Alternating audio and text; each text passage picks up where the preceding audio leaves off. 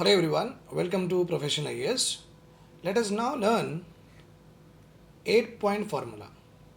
So whatever the sequence of events that we are learning, in that sequence of events, three important aspects you have to know. One is the decisions taken in all party meeting. This is important. Okay. All party meeting. That is 18 to 19 January, this particular meeting was held. And around 7 decisions were taken, and I have revised you during our lecture also. Okay, before that also, if you can just go before of it, you can also see that some important decisions or important bullet points like decisions has been taken. So if we talk about that, so it is all about gentleman's agreement.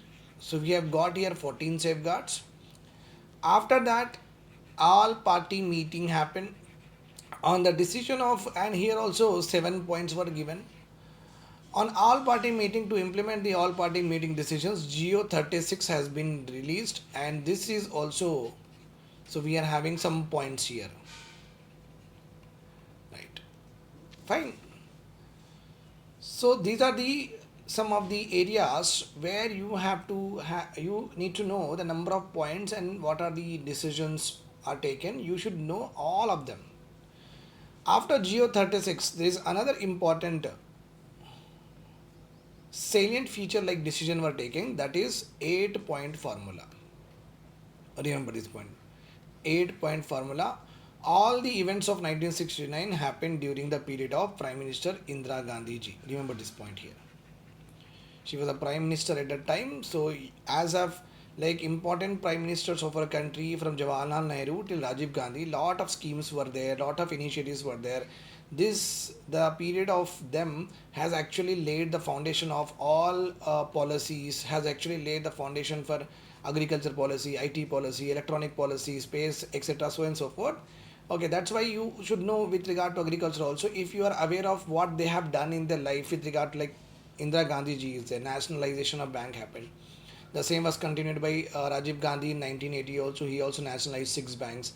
So if you are aware of the events or the policy decisions that were taken by Mr. Jawaharlal Nehru, followed by Indira Gandhi ji, then followed by Rajiv Gandhi ji. If you are aware of these three important prime minister and what they have done, so many of yours, okay, historical aspects of present day will be very much cleared. Okay, and everything after that was a new things and new reforms only have come. Nothing like a new policies. All of a sudden, and something which is new has not been seen. Everything was very old, but presented in a new way. Let us now talk about our 8-point formula. Before going into that, I will like to clear that in 8-point formula we will be talking about the background. We'll talk about the background, and we will discuss the 8-point formula in length. After that, we'll also talk about the implications. So this is a clear cut, okay, mains model question and answer. So make sure that this is also important, this is also important, this is also important. Let us go ahead. Okay, so April 5, 1969. So please understand this point here, that April 5, 1969, remember this date. Okay, whenever we deliver the lecture, make sure that don't try to find the continuity. What happens is you have to revise a lot for the continuity purpose. But when we are learning 8-point formula, if you are trying to revise these 4 dates, that 8-point formula will be cleared. Later on, when you are revising from the start, okay, these things will be easily connected. That is not a problem. So make sure that whenever you are reading, it does not matter which date you are picking up. It's what matters is from that date to any other date, how you are actually doing. This is important. So April 5, 1969. So you can see that there was a residence of Konda Lakshman Bapuji, residence Jala Drishyam. It is there in Lower Tank Bund once upon a time in Hyderabad city only. Okay. So in the Konda Lakshman Bapuji's residence Jala Drishyam, a meeting was organized. All important political leaders of Telangana region attended that meeting, including Marichanna Reddy, Achyuta Reddy, Chukka Rao, Hayagrivachari. All of the important prominent leaders attended the meeting in the Konda Lakshman Bapuji's Jaladushyam. And in this meeting, the leaders has condemned the firing that was took place in Secunderabad. And This particular firing took place when the Communist Party has organized a meeting there in Secunderabad. So CPI organized a meeting in Secunderabad, police firing happened. And that condemnation was done in the meeting that was held in Jaladrusham. Then April 7, after April 5, April 7 we are having 1969, against the same year, SSP leader Madhu Limaye proposed a breach of privilege motion against the AP CM Kasu Brahmanand Reddy. Very, very important. Who among the following has moved a privilege motion against the then CM Kasu Brahmanand Reddy? That question may come in the examination. He is Madhu Limaye. Remember this point. For why he has moved a privilege motion? Because the CM has said a statement which we actually did not like. Telangana leaders did not like. Appointment of a parliamentary committee to examine the situation in Telangana amounts to interference in the affairs of the state. That is what the Kasu Brahmanand Reddy said. Actually, we all are demanding, students are demanding, lawyers are demanding, doctors are demanding, employees are demanding, political leaders are demanding that there should be a parliamentary committee. If you have done polity, you might be aware of this, the fact that parliamentary committees exist, okay, in our parliament. So if our Telangana political leaders wanted to have a separate committee to manage Telangana affairs in parliament, then Kasu Brahmanand Reddy said that no, parliament cannot interfere in the state affairs. So I will not allow a parliamentary committee for Telangana region in Delhi. That is what he said. So that's why a privilege motion was moved against him. April 9, 1969, again after 2 days, the President S.B. Giri called on the people to organize mass satyagraha. Okay, who among the following has called for mass satyagraha? And mass satyagraha during the agitation of 1969 took place on which date? Like that question may come. Mass satyagraha, this is also important. Individual satyagraha, this is also important. Hunger strike related, this is also important. Indefinite fast, this is also important. These kind of questions have come in the examination. That is why I am stressing here. Mass satyagraha may be started by 3-4 people, but you should know the 3-4 people. That is more important here. So TPS President SB Giri called on the people of Telangana to organize a mass satyagraha on April 9, 1969 for demanding a separate state. However, he was arrested on the same day along with his colleagues Manik Rao, T. Anjaya, M.M. Hashim, Major Rangaswamy and others. As because he was arrested, the party has given the responsibility to Sada Lakshmi. So on this day only, Sada Lakshmi was elected as a president of TPS. You might also be aware of this fact that she also, in our last class we have seen, she has presided over the meeting of Reddy Hostel also. This is important, where prominent leaders also gave a speech. Then after 9th April, 10th April has come. The first all-party meeting on agitation after the commencement of the agitation was organized by the center. Remember this point, state government called for all-party meeting on 18th and 19th January.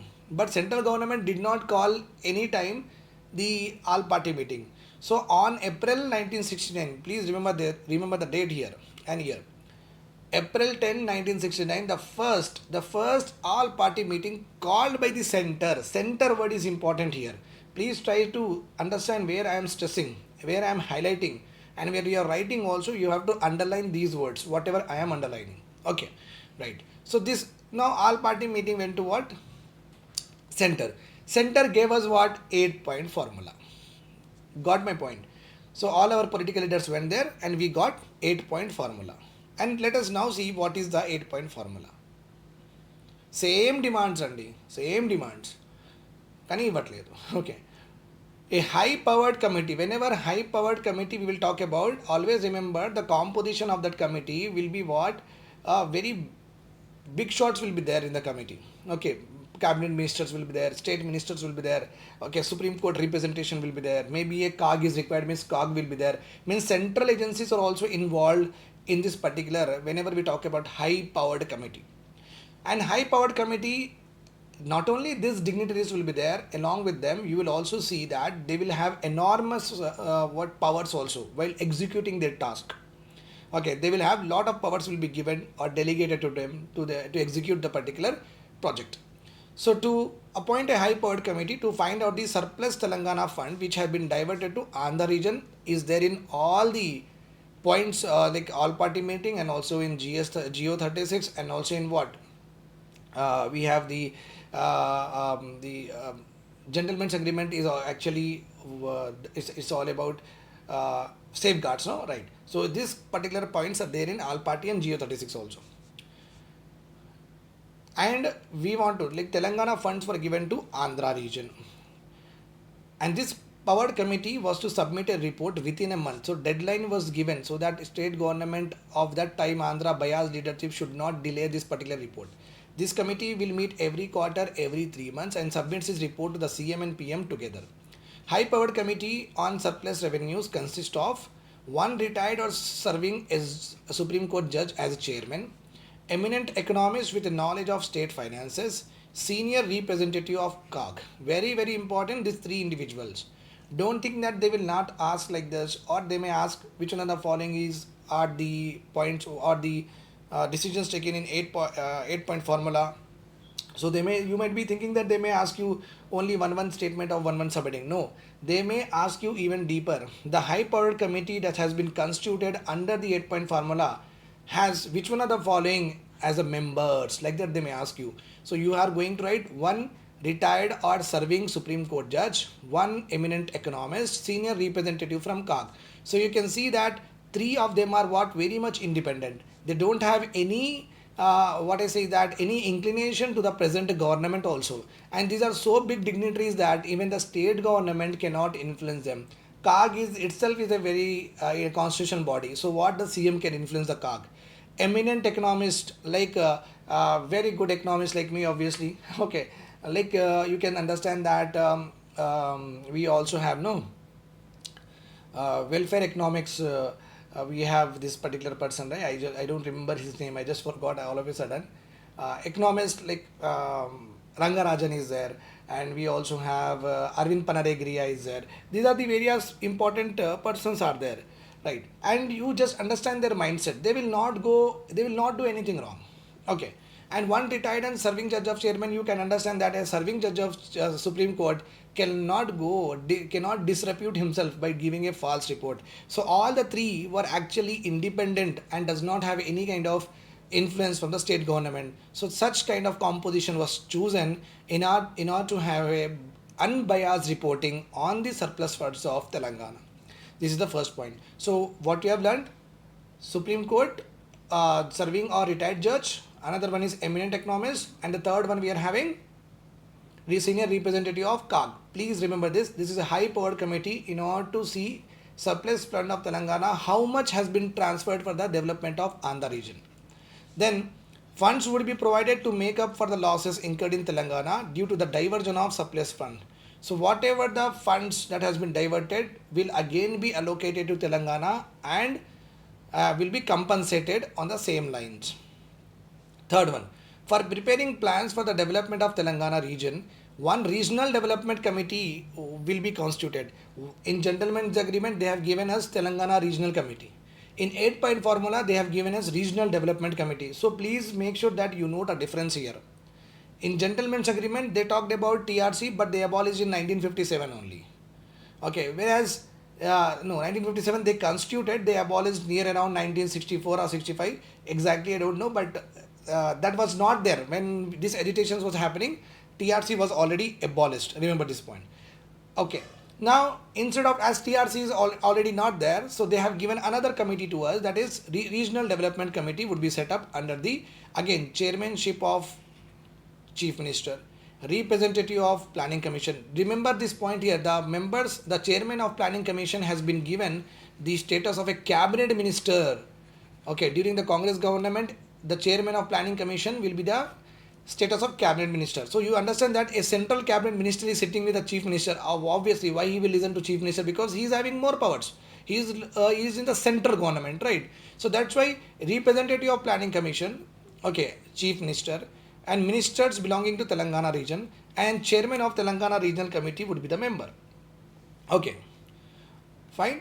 So as far as now I can recollect that in 1969 or 1968, this Telangana Regional Committee has been dismantled. So in the same year, I guess when these particular things are happening, Telangana Regional Committee was on the brink of what? Abolition. But it was existing at that point of time. This also you remember it. Okay. We'll have a clarity. I will put in the comment section. No need to worry about it. Okay. They may ask you in the examination, who among the following are the members of Regional Development Committee, which was given in or which was enshrined in 8-point formula. This, like this, you have to remember: Chief Minister, member from Planning Commission, Telangana MLAs, all the ministers, not MLAs, ministers of Telangana region, chairman of TRC. So this committee, Regional Development Committee, was given some particular supervisory and developmental powers. Like they overlook what? They overlook within the framework of 5-year plan, the programs that can be implemented in Telangana region in order to achieve the physical and financial targets. Okay. Physical means infrastructure creation, like 10,000 kilometers of road, national highways to be, or state highways in the Telangana region should be made manhole less, etc. So that physical and financial targets, Telangana region per capita should grow this much, Telangana region surplus should grow this much. This is called as what? Financial targets. Okay, so this regional committee, according to the 5-year plan, in the lines of 5-year plan, they will make out a plan so that we can achieve our physical and financial targets along with what? Planning Commission plan also. To review from time to time the actual implementation and working of these programs and scheme, very common point that is important. Even today in our country, there is no department of evaluation of schemes. No ministry to evaluate what? How the schemes has performed. This is the biggest problem, that the opposition will not have this information in the next hand.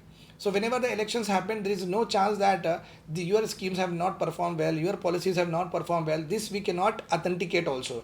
Why? Because a opposition leader is criticizing a ruling party is a normal norm. He may use any data, whatever he gets. Government actually should publish this particular data and should have a department of evaluation of all the schemes and programs, but which is not there. To advise the state government on the appropriate decisions related to development of Telangana. This regional committee will sit with the CM of AP and will decide that what kind of development programs to be run in Telangana region. So that's why good amount of powers were also given, and the composition was also what? Very much stringent, which cannot be influenced in the sense. Right. The fourth point here is to implement the plans thus decided by the committee. A committee of officers. Okay. So regional development committee will formulate everything for the Telangana region, and to implement committee of officers will be there. Now why this distinction? Distinction means, so I will give a person to plan a particular management, okay, and create another one to implement. So what will happen here is both of them will have independent accountability to me, right or wrong? Neither he can escape from his accountability, neither they can escape from the accountability. And both of them, as both of them are different, they will try to supersede each other and they will try to perform better.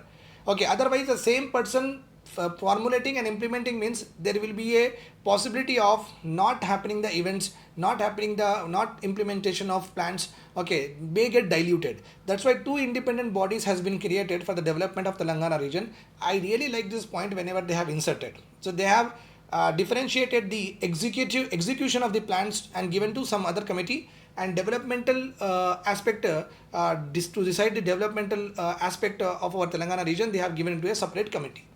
So to implement, a committee of officers will be appointed. Chairmanship of representative of planning commission would be set up. Representative of central home minister and finance minister, representative of state ministers would also be there, senior bureaucrats. Okay, these people will look after what? Implementation of any plans given by the regional development committee. They overlook what? They overlook it, conduct a detailed periodical review. Periodic means every 3 months, every 5 months, like that. They conduct detailed periodical review of the actual implementation of programs planned by Telangana Development Committee and schemes related to the to accelerate, to fasten, to speed up the development of Telangana region.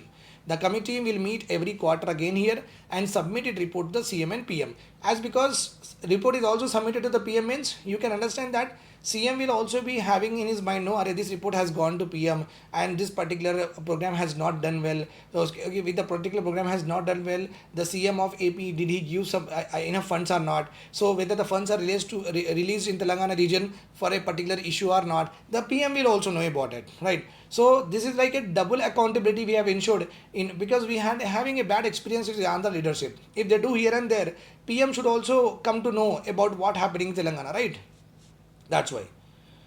So let us do some revision here. Just headings will do the revision. First point is what to appoint a high power committee to find out the surplus funds of Telangana. Remember this point. To appoint a high powered committee to find out surplus funds of Telangana diverted to Andhra. This is the first point. Second point here, funds would be provided to make up for the losses. Whatever the losses we have had because of this diversion, that funds will also be provided to us. Second point. Third point, regional development committee. Remember this one, regional developmental committee. Fourth point, committee of officers for the implementation. These particular statements are important. Under 8-point formula, regional development committee will look after execution and committee of officers will look after the formulating of plans. Which one of the following are correct? Both are wrong. Why? Because regional development committee will look after formulation of plans, whereas committee of officers will look into execution of the plans or implementation of the plans. Like that, they may also ask you the functions of this particular committee. Don't forget it. Okay, this is the fourth one. Okay, now let us go towards the fifth one.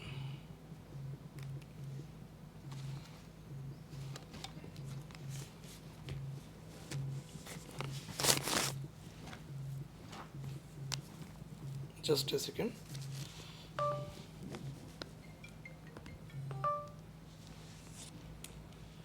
Fine, fifth one, let us see. To give further more powers to Telangana Regional Committee and afterwards to official machinery for the development of the region. So more powers to be given to what?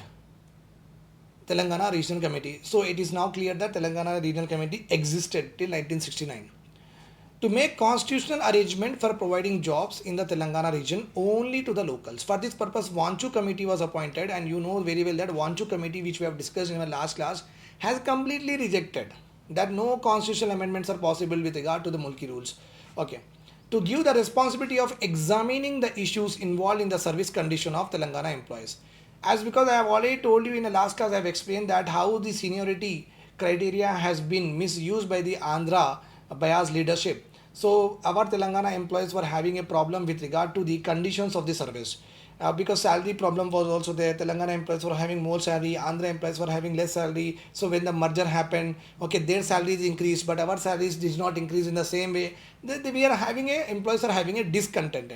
Okay, because to solve this contentment among the employees, a committee was appointed, consist of chairman of UPSC, retired High Court judge, retired law secretary of the union government.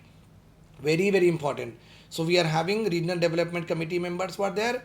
Remember this point here, committee of officers, CEO committee is also there. And we also have here, okay, committee on service conditions of employees. Okay, along with TRC composition is also there. So these are various important compositions. So please don't forget it.